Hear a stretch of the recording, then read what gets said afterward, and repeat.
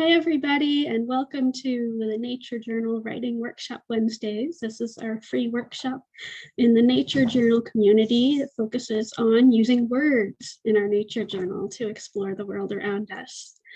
And I see it's a little bit dark. I think I need a little bit more light here. So welcome, everybody, today. Today, our theme is a world full of gifts. And so for anybody who hasn't seen my email or my post about it, I'm just going to pull this up. And so I actually had the idea for this workshop way back in around February of this year is when I kind of started thinking about this idea, because John Muir Laws, who a lot of us know as a nature journal teacher, he was a guest on the Sketchnote Army podcast, and he was talking about how sketchnoting, which is a visual note-taking strategy, and if you haven't heard of it, don't worry about it. That's not really the point here, but it's a way to get down our thoughts in a way that's kind of like to wrap it up in a pretty bow. We can understand it and come back to it later. But in contrast, they were talking about how nature journaling, even when we can use the skills of sketchnoting, it can be a way to kind of unwrap everything that's in the world all around us and to expand our thinking into something that's messy and beautiful. And so that what made me think about is that if nature journaling is about unwrapping everything around us, then what that means is that the world is full of gifts all around us. And it also made me think about what Robin Kimmerer writes in her book, Braiding Sweetgrass, about how things in nature are gifts. And that, so there's a quote I included in my email that said, "Even now, finding a patch of wild strawberries still touches me with a sensation of surprise, a feeling of unworthiness and gratitude for the generosity and kindness that comes with an unexpected gift all wrapped in red and green." Really? For me? Oh, you shouldn't have. After 50 years, they still raise the question of how to respond to their generosity, because they had given us a gift, an ongoing relationship opened between us. And so I thought that obviously this is a topic we could talk about at any time of year, but for many of us, this is a holiday season, which is full of this idea of gift giving and having these kind of relationships with other people. So I thought it would be a great time to talk about this idea of gifts in terms of our relationship with the natural world too. So I think that's everything I wanted to say first. Does everybody have a piece of paper or something to write with? And I also always say you can use a voice recorder if you prefer that. And does anybody have any questions or thoughts about anything so far? And welcome, Brian. Welcome, Christian, and welcome, Ann Chadwick, and everybody else who's here. Is anybody new here today? Okay, so no questions or thoughts, then let's just jump into our first writing prompt. So the first prompt that I'm going to suggest to us today is to think about what is a gift that you've received in your life that you were really excited about. So this could be something that you got for Christmas as a little kid, or it could be something that you got for your birthday. Or it could be something that's a little bit more intangible, like the gift of somebody's, somebody who spent a lot of time with you and passed on some kind of intangible gift. So as always, I encourage you to just write stream of consciousness, write down anything that pops into your head. Don't worry about grammar or spelling or anything like that. And I will put on a timer for 5 minutes and let's see what comes up. Any questions? Okay, if you do, just let me know. So I'm going to put on 5 minutes starting right now.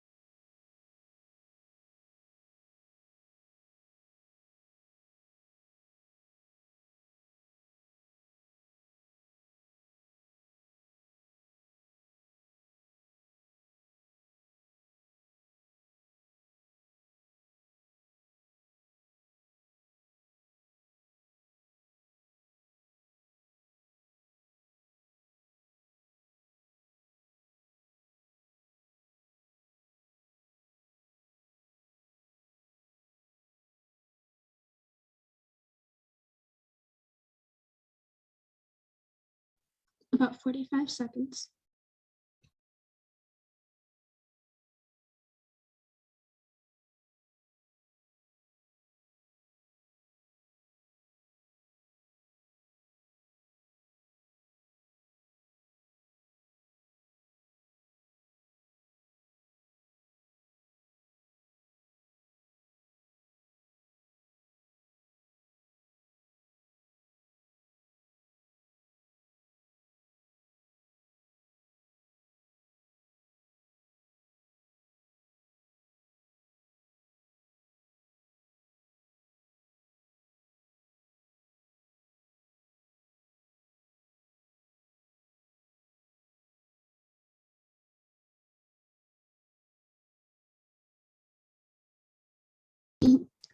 Okay, the 5 minutes is up. So finish up whatever thoughts you've got. Put your pencils down for the time being. How did that go for everybody? Good. Any thoughts or reflections that you'd like to share right away? Drink some water.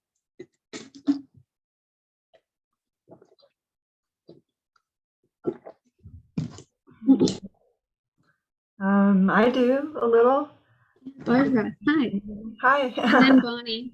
Need it. Oh, I just wanted to say, I didn't think of like gifts. I couldn't remember very many things, but it's not the gift. It's like the person giving it and the memory of the person, I think is what's important. And spending time, the time spent with me doing hikes and things, and those are the best gifts for me. That's wonderful. Bonnie. I couldn't really think of any store-bought gifts or any tangible gifts.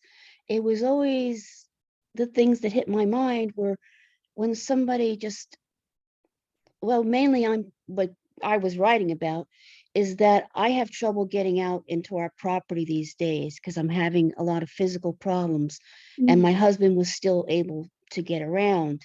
Now he falls, he can't, but he would bring me things, and I would always call them gifts from the woods because we have 13 acres. But what was really special was I couldn't get up there, and he has a tub of water that was supposed to be for the garden, but tadpoles took it over. And every year he allows the tadpoles from tree frogs to use the tub. And he bought us another tub for water because he needs water pressure, not enough water pressure, so he has to fill a tub ahead of time. I so wanted to see those tadpoles. I really missed the tadpoles. And one day he got like a bucket or a jar. He filled it up with their water and he put a tadpole in and he walked it down. And it's acres away, downhill from the garden through lots of brush and such, just to show me the tadpole. And I drew it as best I could through the murky water because I also am a sketch artist. And then he says, okay, time to bring it back, and he hiked back uphill a number of acres. He's 76. And he did that just to show me the tadpole because he knew how much I really wanted to see that tadpole. So other gifts he's given me have, like, here's an earth star. Oh, this is a really weird mushroom, or look at this moss. Here's a new wildflower. And he would bring them in. But this is something where he gave me the gift of just showing it to me and then bringing it back to nature. And that's what I was writing about and thinking about. That's it. I love that so much. Thank you for sharing that story with us. So oh, Anne, would you like to share something? Yeah, I just going to say my gifts are also people related. And during this pandemic, my childhood friends, some of whom I've known since I was 4, so that would be 60 some odd years, meet on Zoom once a month. And it's just been such a gift to meet with people that you're really comfortable with, that you've known for such a long time. And we have an email chain with about 40 or 50 of us on it where we can share ideas, provide support. If someone is ill, give ideas or just support or love or whatever. And that has been such a gift during this time. So that's what I wrote about. That's really great. Yvette. One thing that this prompt reminded me of was the 5 Love Languages, which was this book I read a long time ago. So I wound up writing something for each prompt. And for physical gifts, I think my favorite is this one brick that my mom bought me one year for Christmas. I'd asked specifically for a brick so I could put it in my toilet because I'd read something about how you could save water if you do that. And my mom did that when I was, I want to say, like 11 or 12. And to me, it was her commitment to saying, no matter how bizarre my child is, I'm going to be with her on whatever that mission is of saving the earth one toilet flush at a time. I don't know, it meant a lot to me that she bothered to buy me a brick. For acts of service, it's all the times that people showed up to the beach cleanups with me and lent their time to make the beach a better place. For words of affirmation, it's any time that friends listened to me when I was having a rough time, which is a lot more than I would wish. For physical touch, it's this one time recently where I was really stressed out and a friend of mine just kind of rubbed my shoulders for a really long time, and it felt relaxing. And then for quality time, the fifth language, it's every single time I get to be with my son because that's what he seems to value the most. So thank you for this prompt. Yeah, thank you. And could you remind us again, just for if anybody's not familiar, what the 5 love languages are? I like that you brought that up. It's this book that I read a Or lot. what are the and, 5 and so things? the five are physical gifts, acts of service, words of affirmation, physical touch, and quality time. And I can write those into the chat too. Yeah, sure. That'd be great. I really like that you brought that up because I think this idea of gifts, especially around the holidays, and we're thinking about what gifts do we get to everybody, it's very focused on the idea of physical gifts. But and it's this idea that everybody has a different type of gift that they like to give the best, or a different type that they like to receive with the different love languages. But so I like that you brought that up because it brings up the point that all of those things could be considered gifts, not only physical gifts. So I think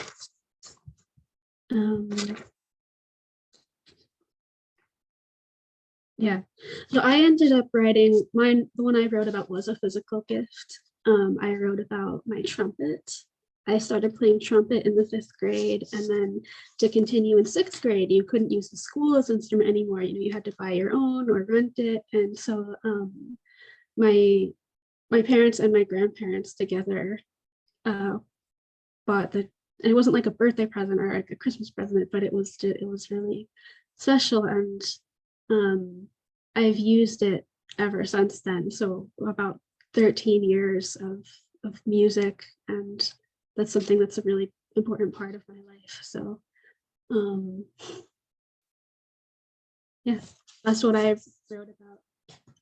Okay, so would anybody else like to share what you wrote about, or any thoughts or reflections before we go to our next prompt?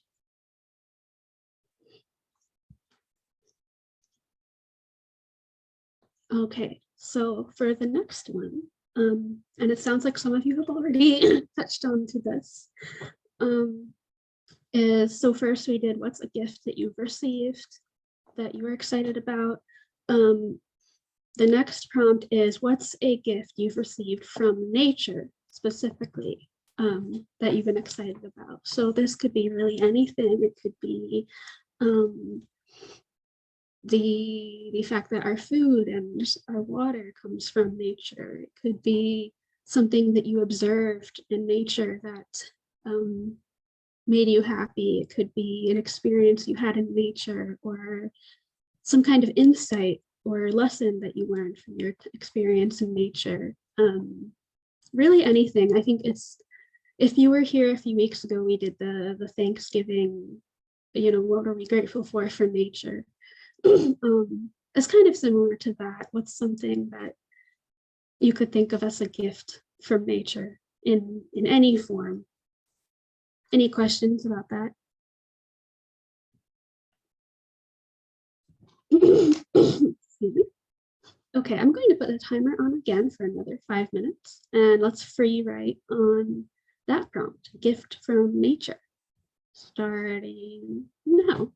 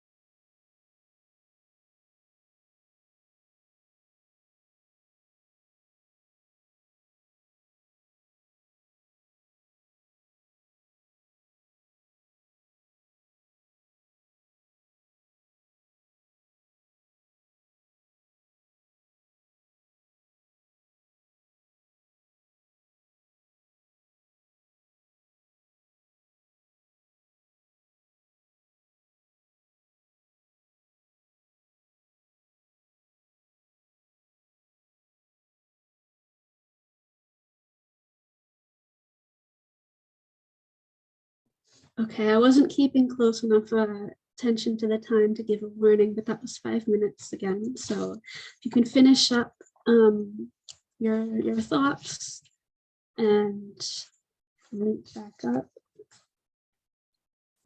I've got a thought to finish up myself.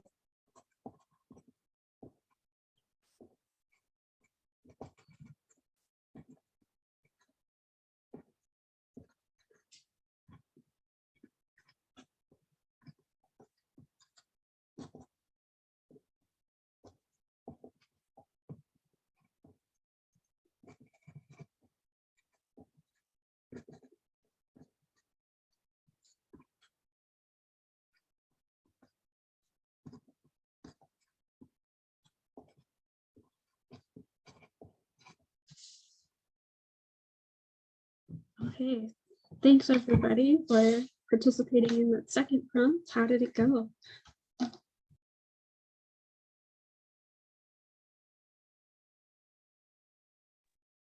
Would anybody like to? Oh, and Chadwick. Good morning, everybody. So that was a great prompt, and I just kind of went all over the place with it.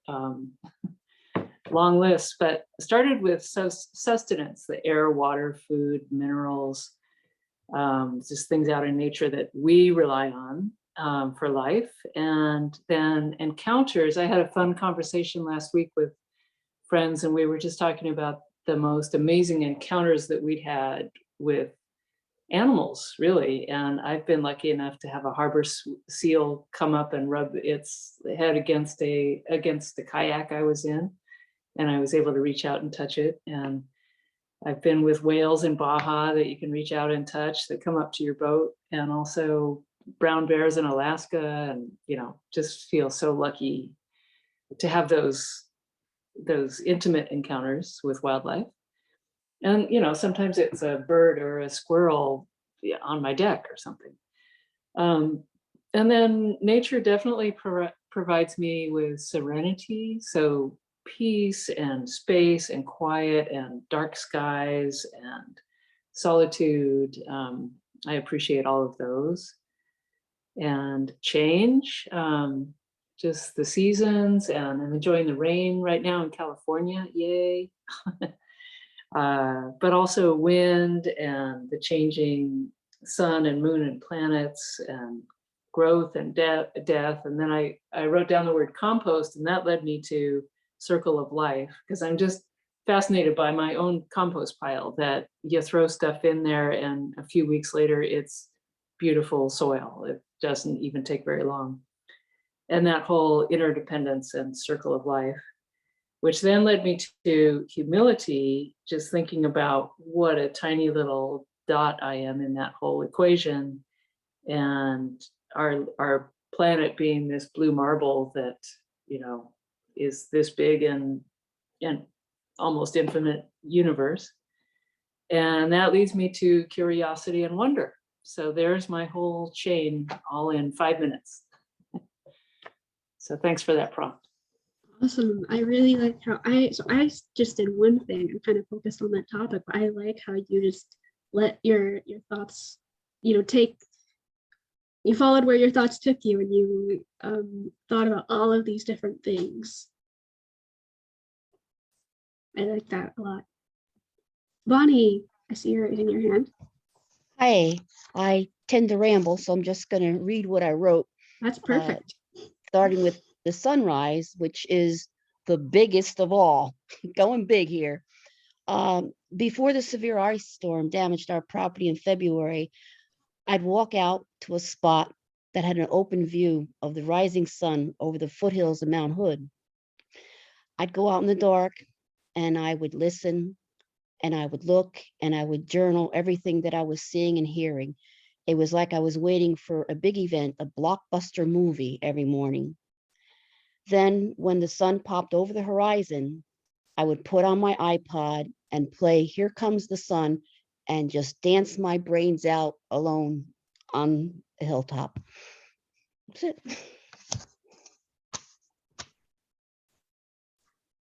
Thank you for sharing.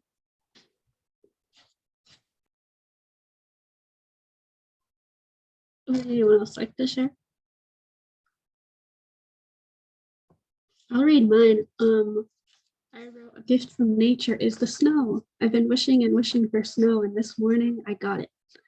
In the woods, it started snowing. So it snowed a little bit this morning, but then it melted. But now it's snowing again right now outside my window. It's so special, and I really wish for a white Christmas. Maybe we'll have one. The snow is rest, a time of wonder and stories. Playing in the snow, snow forts, snowmen, sledding, snow days with no school.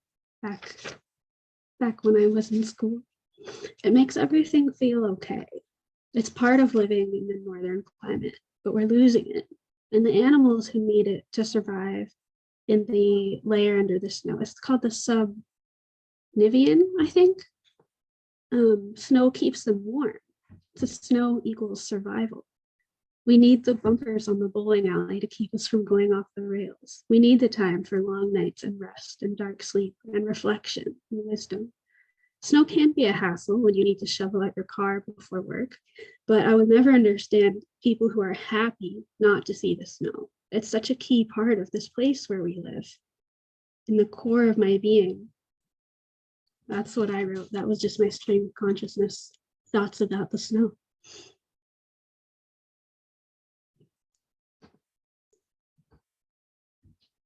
So, any other thoughts, reflections, questions, sharing from anybody before our next prompt?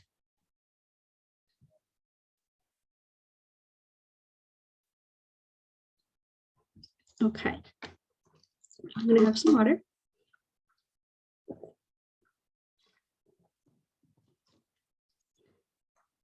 So our third prompt,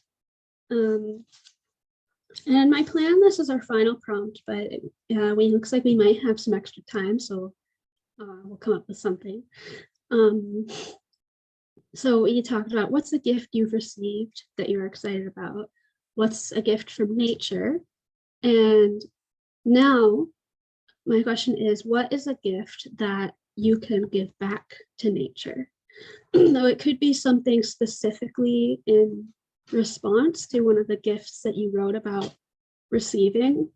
So in the part I read earlier from Braiding Sweetgrass, where she talks about the gifts of the strawberries, in that same chapter, she talks about how when she does go to the when she finds the strawberry patches and she eats one of the strawberries, then she kind of notices, what does this strawberry plant need right now? Are there any plants, growing around it, kind of crowding it out? Because she weed a little bit around it.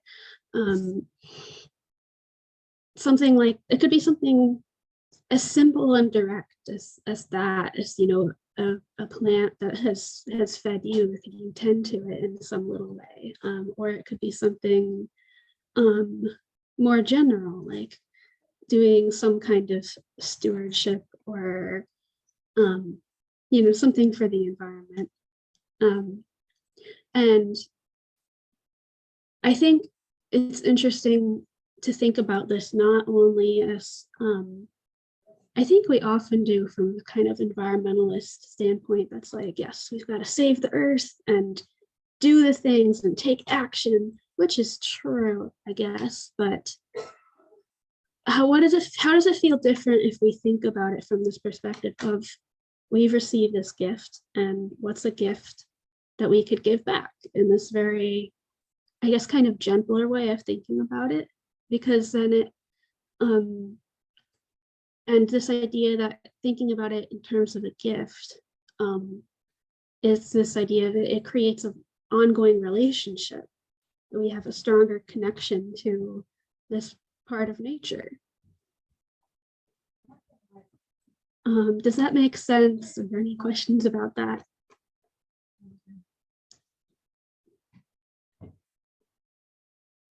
Okay, so I'm going to put a timer on for 5 minutes again. And the prompt is, what's a gift that you can give back to nature? And again, just stream of consciousness is great. Rambling is great. Whatever thoughts or things that you want to express, don't worry about grammar or spelling. And also, I forgot to mention before, you don't have to write in full sentences. I think some of you have already done this. You can make bullet points, lists, random words or phrases. So whatever comes into your head. Okay. And it doesn't seem like anybody has any questions. So 5 minutes starting now.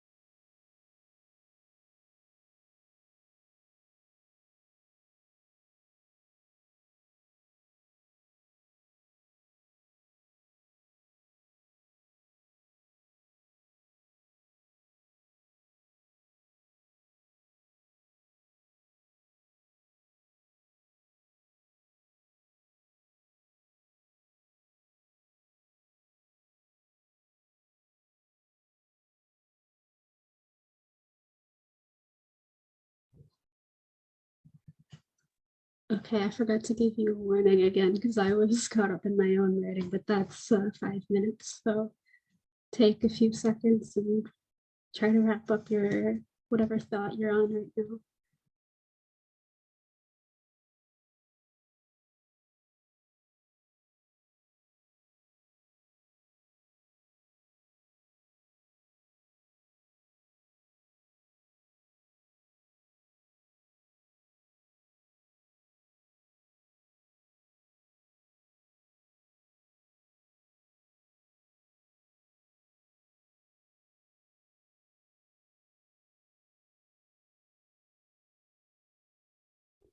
Wait, did everybody hear what I said a minute ago, or did I have I muted myself again? Okay, I wasn't sure if I was muted while I was talking. Okay, great. So how did that one go for everybody? Yay. Sounds like it went well.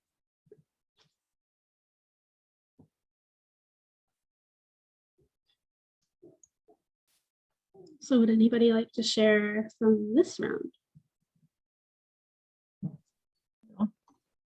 And Well, I wrote down keeping my bird feeders filled. I live in a rural area and got a couple bird feeders.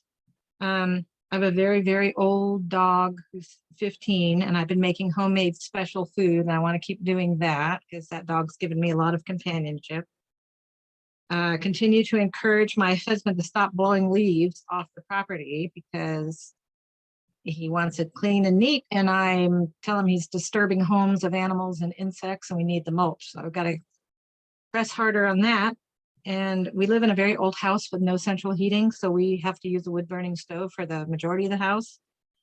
And what I want to work on is being more efficient about what parts of the house we use at a time and how much we need to use the wood burning stove to lessen the impact on the air. And we do use firewood that's naturally bound. We don't cut it. But those are just some of the things I thought of. great. And I love how you included your dog in the part of giving back to nature too. And yeah, everything that you mentioned are things that are happening right around you. So like your house, and how do you keep warm, and the leaves on the yard. So yeah, thank you for sharing. Thank you.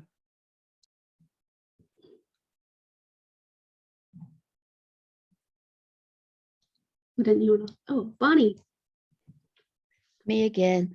Uh, this is just a tiny snippet of, I guess it's giving back. I'm not sure. The first spring that we were here, we saw a hummingbird at our dining room window, and it kept coming back over and over again to this one dining room window, a rufous hummingbird.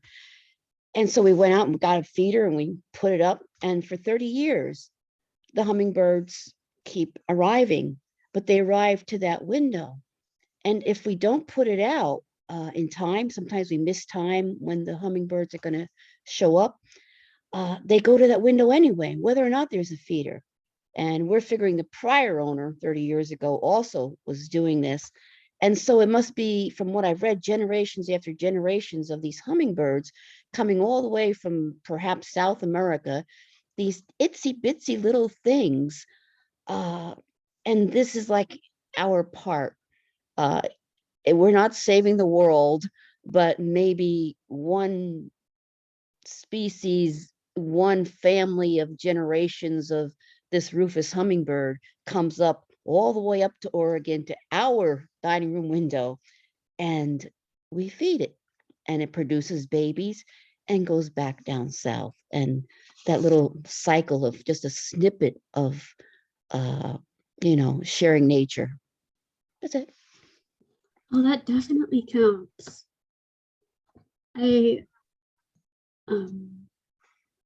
So this is a relationship that's been going on with you or the people in your house and these hummingbirds for over 30 years. That's pretty I understand they're like generations. They even they pass on somehow the location, and they pass it on to the next generation. The next generation comes back, and so on, back and forth. So it may even be I mean, there may be all 30 years worth of a lineage, one lineage for all I know. It's you know, and it's probably more than one bird. We have far fewer than we used to, all the birds, but especially the rufous hummingbird. And it's just, yeah, it's just been this ongoing thing. And if we see the hummingbird and we don't have the feeder out, one of us is shouting, "Hummer, Hummer," and we go rustle up and make sure we get the feeder out for it. But it doesn't matter. He'll keep coming back looking for it. Yeah, thank you for sharing that with us. And I just want to say I really love just the way that you tell your stories. Is really powerful and interesting. I know I like listening to your stories.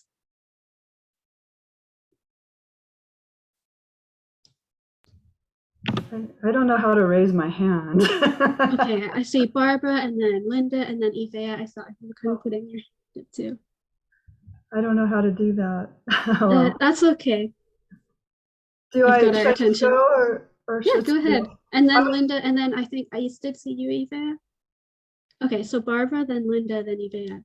Figure that. I just yeah, I'm the same. I don't have a bird feeder because I don't want to do that, but I have a bird bath, and they come all the time. There's birds all over the place.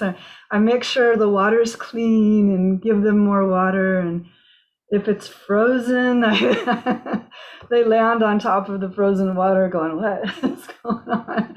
So I make sure they have water and the animals have water. And but I go walking, and I think appreciating nature helps nature when you give them good energy. And of course, you're breathing out the carbon dioxide that they need, the trees and plants need. And yeah, I just appreciate nature as I'm walking and the beauty. And I made a little shrine for the coyotes by an oak tree that I keep putting crystals and feathers, and it's kind of fun. So I just share my appreciation. That's all. Yeah, thank you, Barbara. Linda? Yes, good morning. I was just thinking about my relationship with nature, the gift that I can give it. There's like two different things. One is loving it. And to me, that's really essential because that involves so many different things. I mean, we all have different ways of loving nature.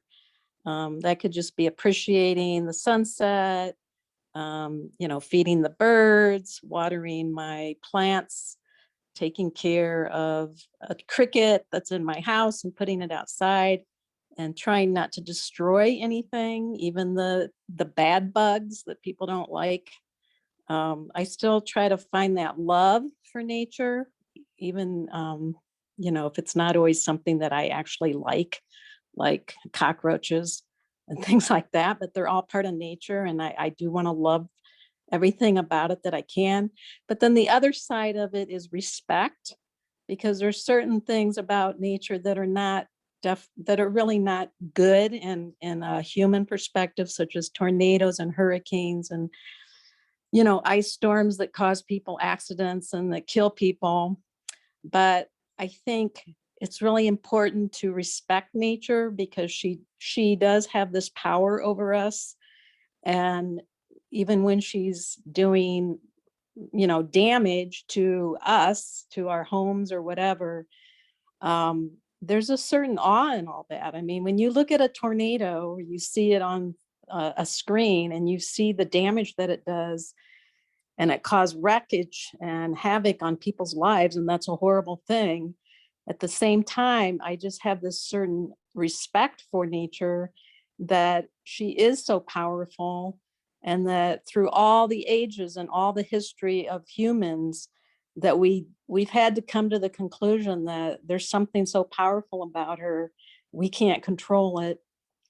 And I mean, that's just part of the relationship that I have with nature, is that I can love her and respect her. And it's kind of you know, two sides of the same coin, whatever, however you want to put that. But I just try to think about my relationship to nature and all the good and then some of the bad that's part of her. Yeah, thank you for sharing, Linda. So it's like, yeah, appreciating the good things in nature, but also having that respect of things that aren't necessarily good for humans. I think that's there's a lot of humility in that. That's very humbling.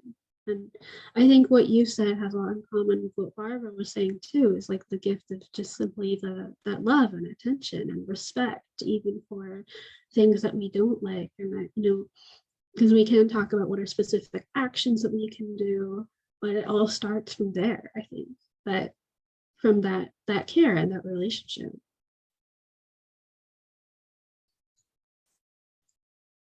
Okay, Eva, you were next. Yeah, that was deep. It's giving me a lot to think about, Linda. Okay, so for me, I wrote for physical touch, it's to keep using my hands when I'm transplanting and when I'm pulling out plants and weeding in the habitat restoration, but also to make sure I'm using a gentle touch, all of those things. And then also anytime I encounter the animals in the nature, so just be really, really mindful of using gentle touch. For acts of service, it's to keep going back and being consistent when I go to my restoration site, and maybe to even try to increase those things, particularly because it's an endangered ecosystem, not just endangered species living there. So to try to be consistent in being a good steward to that place, and to keep doing the beach cleanups. With words of affirmation, that is to not only speak kindly to nature, but also about nature, and to be a good advocate for it, not just in terms of what I'm saying, but also in terms of my nature journal, and make sure that I try to get nature as accessible as possible to people, so that more people will love nature and be with nature. For quality time, it's to stop making excuses when I'm having a rough day and to stop staying inside. Is that when I get the feeling of, oh, let's go to the garden, don't think, oh, wait till tomorrow, actually go today, get out there and spend that quality time. And then for physical gifts, it's strange to think about it that way, because so much of, everything that we have is from nature originally. So it's strange to think about giving physical gifts when it's really just us giving something right back.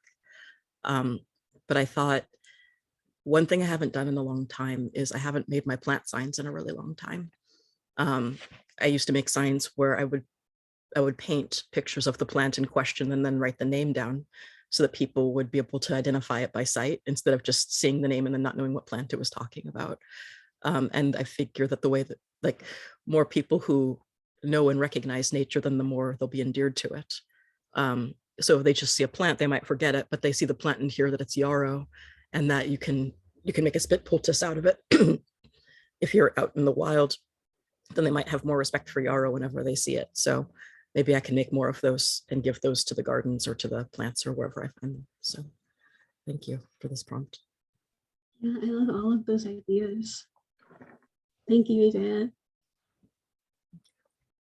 Would anyone else like to share? Oh, I'll share. Oh, and Chadwick. Yes. And as I say, it sounds like you're probably heading out, Linda. So thanks for being here, and hope to see you again. And happy holidays. Actually, I want to take a minute. I'll take a minute just to pause for a second before Anne goes. Just do our wrap up and announcements. So yeah, just thank you everybody for being here. I know it's almost 1 o'clock. But I can stay after as usual for anybody who can and wants to. And so next week, we're going to have part 1 of part 2 of how to find your 2022 bird of the year. So this is different from the American Birding Association. They choose a bird of the year. How do you find your own bird of the year? What does that mean? It's a fun tradition that I learned about a few years ago. So I wanted to share it with you guys. And then This is a free workshop. Again, you guys, I think, are all familiar with this, but it's donation-based. So any donations are greatly appreciated, and it helps to keep these free programs going for our community. And huge, huge thank you to everybody who has donated already, recently, or in the past. And you can also subscribe to my email list if you want to get all the updates, and that's another way to help me. And or pass on an act of kindness in some other way to somebody. So I think that's everything. And yeah, happy holidays and happy new year. And I guess we'll see each other before the new year. But anyway, I think that's everything. I'll put some of those relevant links in the chat. Oh, also, you can watch a lot of these recordings on YouTube. I recently uploaded a whole bunch of them that I hadn't gotten around to. So you can check that out if you're interested in. Okay, I will not get in the way of Anne anymore. So Anne, Chadwick, you can go ahead. Well, I don't want to keep people over if they don't want to, but I appreciate so much what you're doing, Rebecca. Thank you so much. And everybody in this community, it's just fantastic. So my list, I'm a list maker. So rather than writing full sentences, I just was thinking about tending my garden, which supports birds, bees, and butterflies. And thank goodness for the monarchs coming back. And I'm hoping to go see monarchs in Pacific Grove in January. I really try to live lightly on the land. So I consider that sort of a gift to nature, although like Ivea said, everything, nature's always giving to us. That's how we can be here.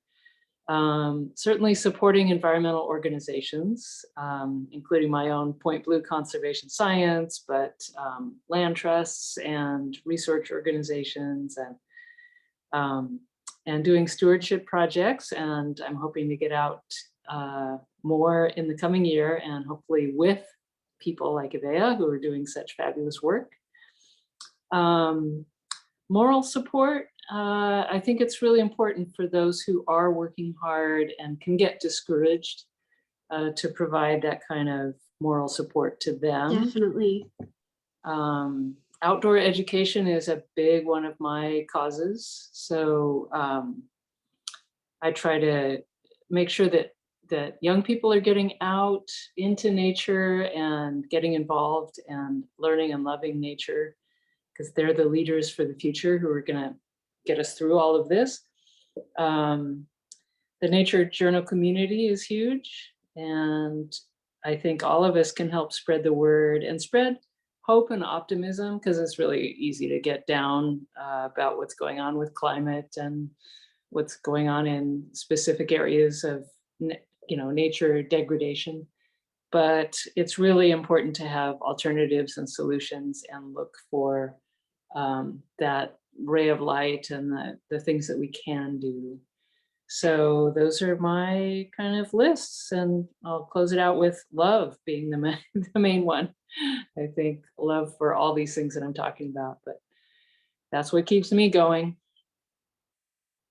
Yeah, I completely agree. I think it's super, super important to have that community and that optimism and support for each other, because I think I talk about this a lot. I think it's so easy to feel alone and to feel that sense of despair about all of the challenges that we're facing, but we got to remind ourselves that we're working together, and there's so many people doing amazing things that are really making a difference. So we got to keep that in our mind.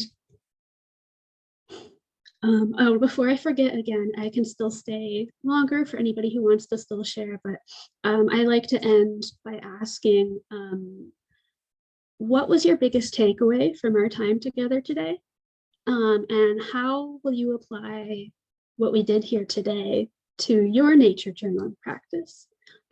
Because typically in this writing workshop Wednesdays, we're not really nature journaling right at this moment, but I'm trying to show how we can use our thoughts and use words to think more deeply about what we observe and the world around us and how we interact with it. So we can take some of these ideas and these methods to when we are out in the field and we are outside or looking at something from nature. So what's your takeaway from today? What do you want to remember?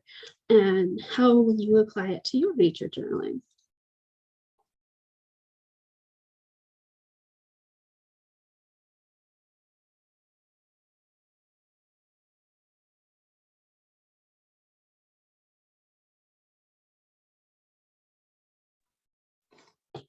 And if you would like, I invite you to put that into the chat and share it with everybody. Also, I just got a gift as we were doing one of the writing prompts. Saw somebody from my family slid this package under my door and I was like, I think I know what that is. And I was right. So it's something that's relevant to this idea of words and community. So anybody who wants to, after we finish this topic, I would love to show this to you guys. Biggest takeaway: the world is more full of gifts, and I want to acknowledge them more.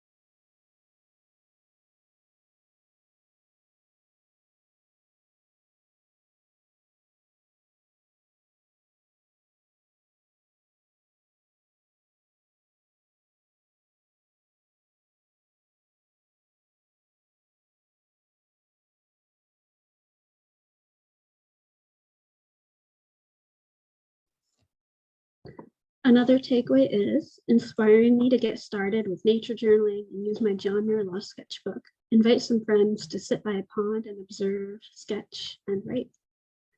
I really like that idea, getting more into it, getting some friends involved and doing it together. Anybody else biggest takeaway from today?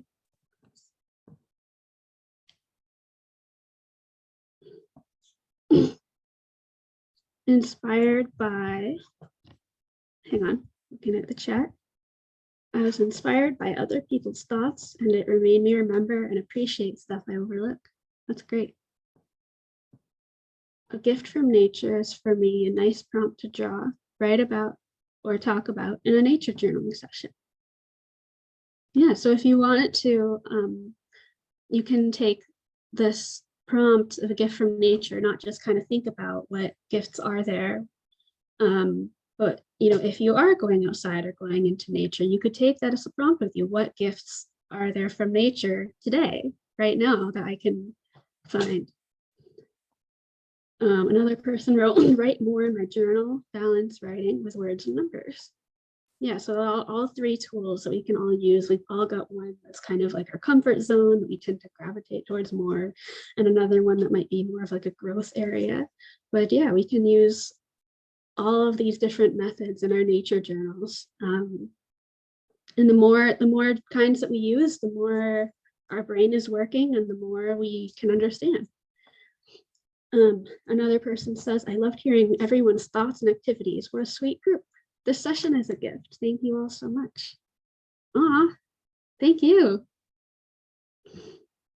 Yeah, I'm really grateful to all of you guys too, for being here, and thank you for participating and for engaging, and thank you for sharing, because I know that can take a lot of vulnerability to share. As thoughts, writing, using words in our nature journal for me is such a part of like putting yourself into your nature journal and like making, deepening your understanding of yourself as well as the natural world around you. And that can be really powerful, but also, yeah, to share that with other people can be difficult. So thank you for participating and for sharing.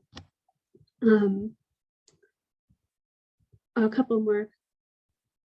Oh yeah, I have helped to overcome the big fear of Zoom. That's great.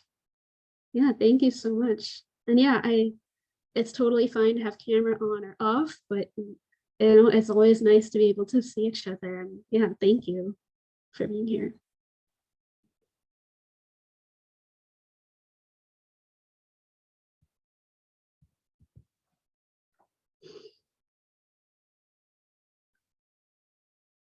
Another comment says, I used words and thoughts to explore space and time. I thought of space as a continuum between directly intervening and interacting with our nearest nature, birds, pets, and big landscapes.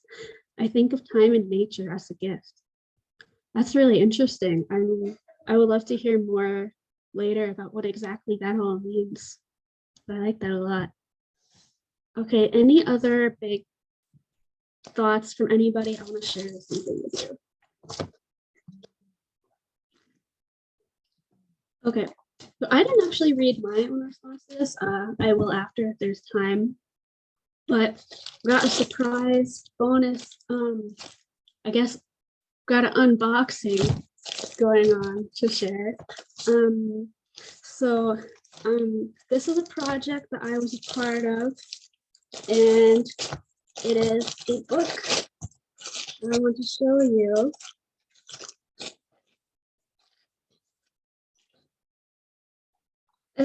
This is called The Ripple of Words. And as some of you know, I think some of you don't know, I have cystic fibrosis, which is a genetic disease, and I'm part of a Singspire program, which is a virtual choir made up of members by the cystic fibrosis community.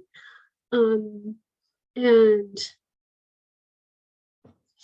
so this is a project that we did based on one of our recent virtual choir pieces. My singing teacher, she wrote the songs. And so she asked everybody to write a letter. Basically, it's like, it's just somebody who needs to hear this, what would you say to them? And so I wrote a letter, and then she's like, oh, by the way, we're putting these letters into a book. And yeah, I just got it right now as we were in this session together. So it says,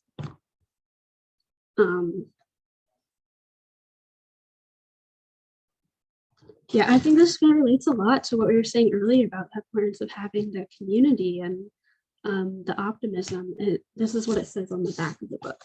It says, there are moments in life in which we feel completely lost at sea, floating amidst a world in which we feel we'll never understand.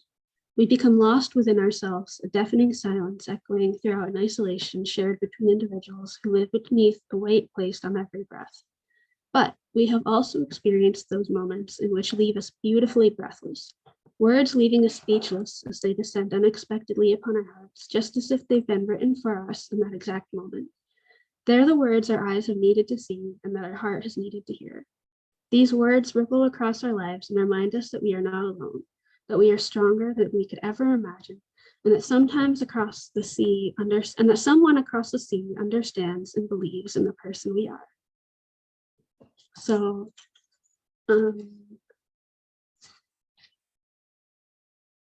yeah, I'm not really sure what to do now, but I could put if you're interested, I guess, I could put the link. If you want, you can actually order this book, and it helps to support that program that I'm in, where we get singing lessons and virtual choir. And the thing, which is, we actually had I only became part of the program during the pandemic, but it's actually been a virtual choir because even besides the pandemic, people with cystic fibrosis can never actually meet in person because we could get each other sick. So we can only ever meet like this.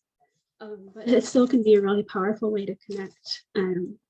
Just as I've met a lot of you guys over Zoom, and I've never met any of you in person.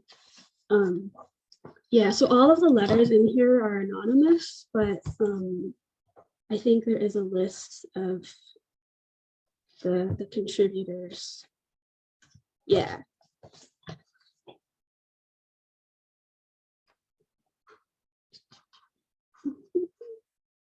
And there's me.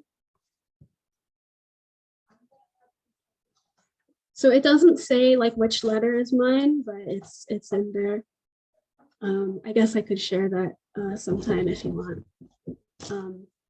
And oh my gosh, Brian, you went ahead and found the link for that. Thanks for sharing. I'll also put in the link. I want to our most recent virtual choir project, the one that was in conjunction with this, if you want to listen to that song, they did kind of like a music video of it. There was of a girl who was like writing a letter in a bottle, and she like throws the bottle and then like somebody finds it. So that's kind of the idea behind these letters that we wrote. So I will I'll put that in the chat just in case anybody's curious. You know, this isn't a nature journaling thing, but it's something that's a part of my life, and it connects to this idea of words, which is why we're all here in this session anyway. Yeah, let me just find that. Briefly virtual choir.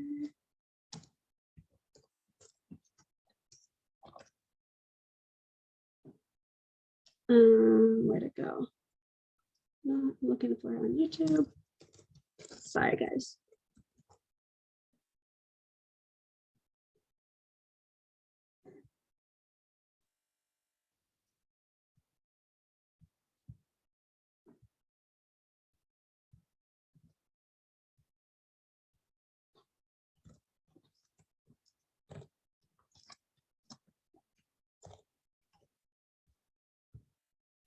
Bye, Bonnie. Thanks for joining us. Okay, so I just put the link to that in the chat. The pattern of lines, I used to doodle that all the time. Oh, that's cool.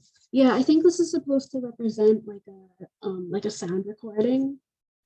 You know what's really cool? We got a package that my teacher sent to all of us from the virtual choir, and one of the things in there was a keychain that had that, but it was our song. It was like the specific thing on our song that was like wood burned into a keychain. So yeah, I was excited about that.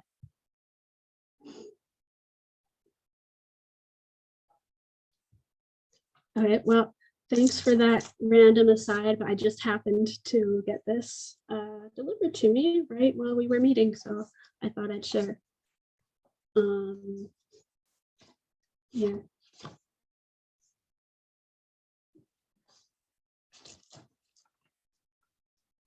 Thanks for listening to me share about that.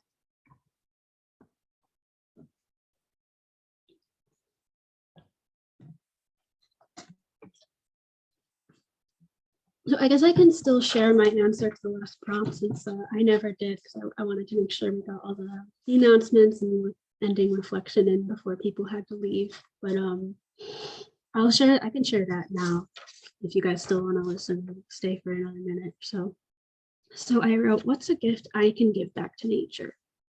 My attention and time, creating a connection, sharing that with other people, opening their eyes to the wonder that surrounds them, teaching, guiding, mentoring people towards a deeper connection with nature, growing a garden. Next spring, I could plant more native plants, habitat gardens, teaching kids in the neighborhood about nature, playing with them, befriending their families, which I've started to do a little bit. I would like to do more, getting to know people who live around me. Going to public meetings to speak up on behalf of nature against proposed developments that are too big or too destructive. My voice can be my gift. So I think a lot of us talked about this idea that like the attention and the love and, you know, itself, and, you know, our practice of nature journaling and all of this, that in itself can be a gift in a way. You know, like I think it's often hard to, or it can be easy to feel kind of guilty. It's like, oh, I should be doing more. I should be doing something that's more tangible. You know, I think that anytime we can do something that's tangible, that's really great. But I think to at least acknowledge the importance and the validity of the things that we do that aren't quite as tangible too. Because like I was saying to Barbara, and I think it was Bonnie, no, who was it earlier? I forgot, but that, yeah, it all starts from there, from that connection. And then there's another thing that I wrote, my gift to the plants on the trail. And I know Yvette has heard about this before, but there are some plants on the trail near where I live that I noticed that the patch of them has gotten smaller because people have been walking off of the trail and riding their bike off the trail. Even though there's a sign right there that says fragile habitat, keep on trail. So I started putting some like sticks kind of around where that makeshift path to try to prevent people from going there. And I was like, well, maybe people will just move in and just keep using it, but I'll try. But now I think that's really deepened my connection with that specific place, because every time now I walk by there, I'm kind of looking at it like, okay, what's going on? It's still there. I feel every time I walk by, I'm kind of like adding some more branches to try to prevent people from going and trampling the plants and that sensitive habitat. I wrote, I protect them and slowly earn their trust.